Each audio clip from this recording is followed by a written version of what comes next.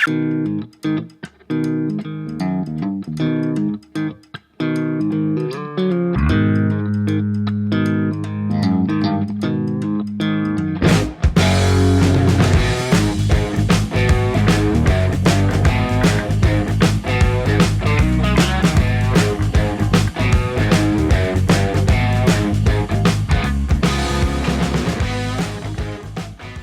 up, guys? It's a couple days prior to the start of this video, but I did want to show y'all how I'm going to go about putting on this wheel spacer. And this is the spacer that I was talking about in the beginning of the video. So anyway, what I've got here is the hub off the tractor, and I need this 2-inch spacer since the transmission is all the way over to the left side of the tractor. This is going to compensate so the wheels sit spaced off the frame evenly. Now what I've done, I went up to the hardware store, I got some grade 8 bolts. These are 1/2 inch 20. And I'm gonna be securing them with these 1/2 inch 20 lug nuts that came with the spacer. These are meant to go on the studs, but I got some different kind of lug nuts for that. And I'm gonna show you how I'm gonna go about making both sides match. So, as some of you guys know, on a lot of these lawn tractors, or especially these John Deere 200 series, the stock factory lug nuts or lug bolts are 7/16. Now, I didn't shop around too hard and I didn't see one because I did look, but it seems like the only thing you can get for a wheel spacer, and this is an automotive wheel spacer, it says it's for a Jeep. It comes in 1/2 inch 20. So I need to use 1/2 inch 20 hardware to secure this thing to this hub. What I did, as you just saw a minute ago, I drilled out these holes to 1/2 inch. Now I was going to thread them. I actually tried that, tried threading them. This is a 29/64 drill bit, and I tapped it out to 1/2 inch 20. But at the hardware store, this was the longest bolt that I could find that was fully threaded, because obviously I can't run a bolt with a skirt up into a threaded hole. So I made the decision just to drill it out to 1/2 inch, which is fine because it's going to be more or less permanently fixed on here. So the holes that I drilled through here, I just chased them with the 1/2 inch drill bit, and of course it just chased it right through, and it's going to work out just fine. I didn't have to worry about that being perfect because it's just going to follow through. I don't think it was going to make a new hole anywhere offset. But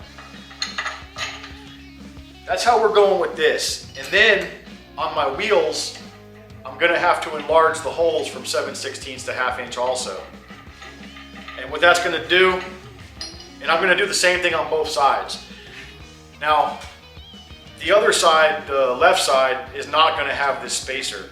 So I am going to drill out the left hubs and chase them with this 29/64, tap them to 1/2 inch 20, and I'm going to use these 1.5 inch bolts that weren't long enough for this, but they'll be plenty long enough for that. So I'm going to get this all bolted up, put it back on the tractor, because I cannot wait to see how this looks. The whole time I've had this tractor, ever since I put the transmission in it, I've had to look at it with the tires offset to one side. So I'm going to get this back on there, do this side, and I'll see you in a minute.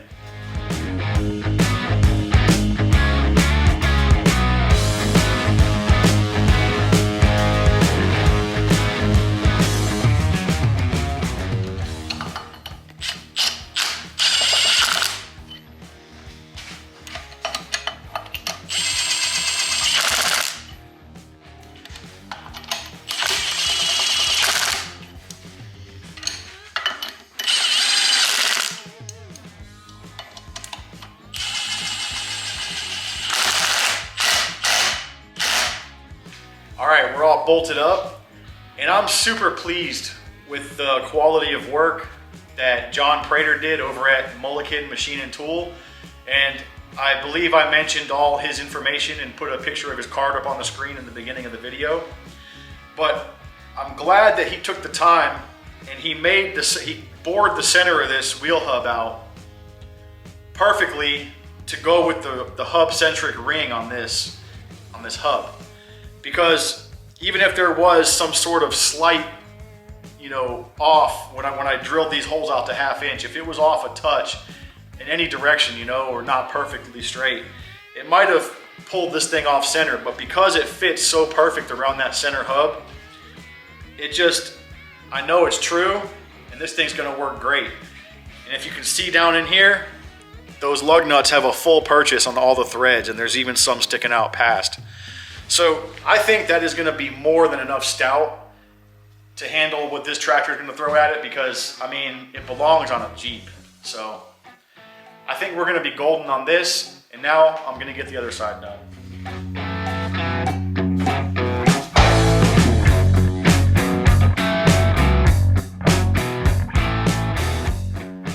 So like I was saying, these wheels are meant for 7/16 studs. This is a 1/2 inch bit, but look how minor this is really. Just sinks right through, no big deal. It's hardly even taking any material off of that.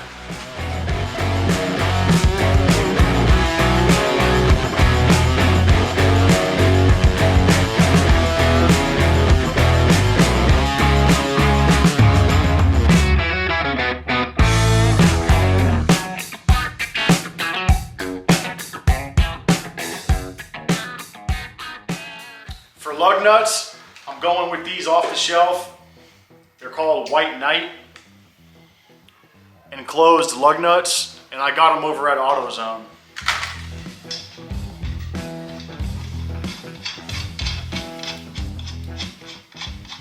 But that'll keep the threads protected,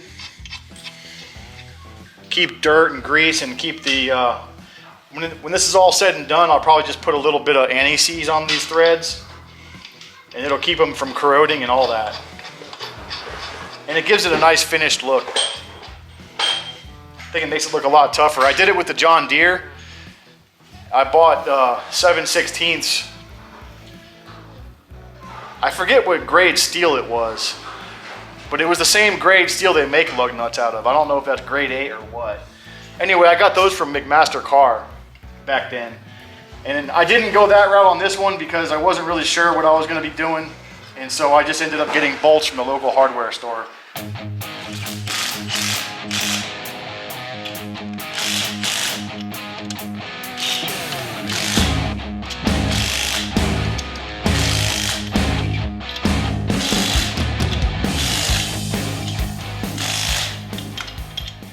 So I got the other wheel hub off.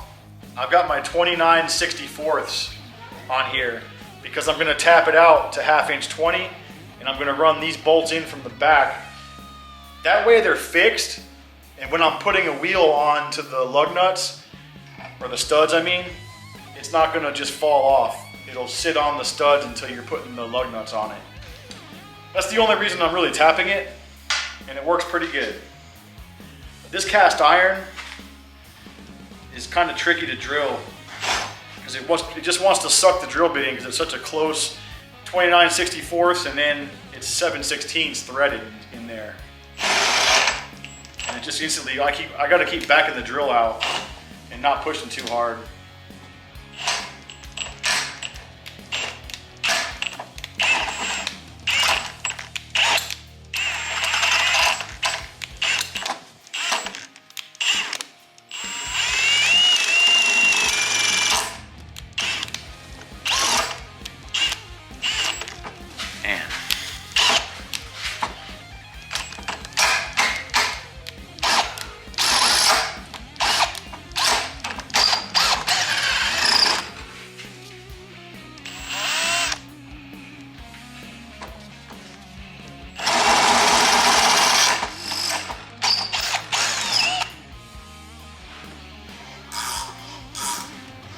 Wanted to say, I don't tap cast iron or really mess with it too much as far as drilling it and all that, but drilling it to be expected at such a close tolerance, or with the size difference being 1/2 inch and 29/64, it was just using the edge of the drill bit to bore through there.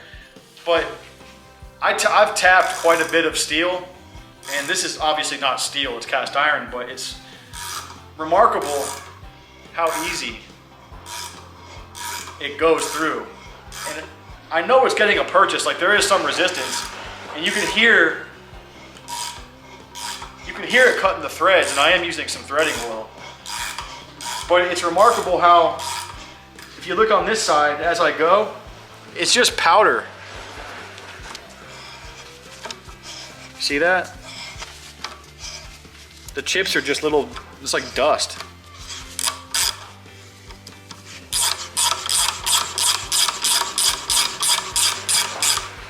And there we go. So I've got 3 more to do. We're gonna get this back on the tractor.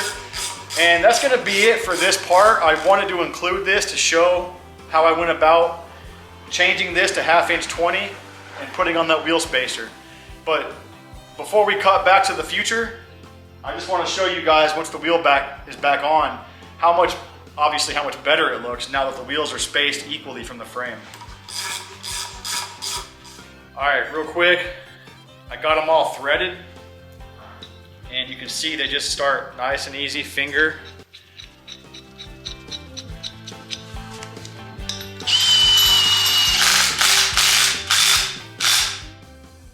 That's what I'm going for. And now when I put my tire on or my wheel, I'll be able to sit it on those studs rather than try to fight it putting bolts in, you know? And it should be stronger too.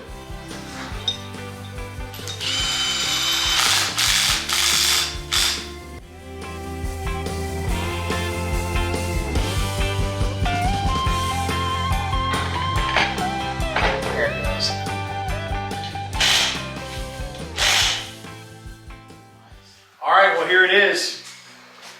So now the wheels are spaced equal and it looks so much better. This is not the final tires that are going to be on this. These were Stefan's old tires off his wheel horse, and he was not using these rims. These were the Sears rims that came on this thing. Now I think I'm going to go back to a set of John Deere 200 series rims. What it's going to do, it'll give me the same, more or less the same outside, but they're gonna come in a little further. And we'll see how that looks when it's all said and done. But anyways, let's get back to the future.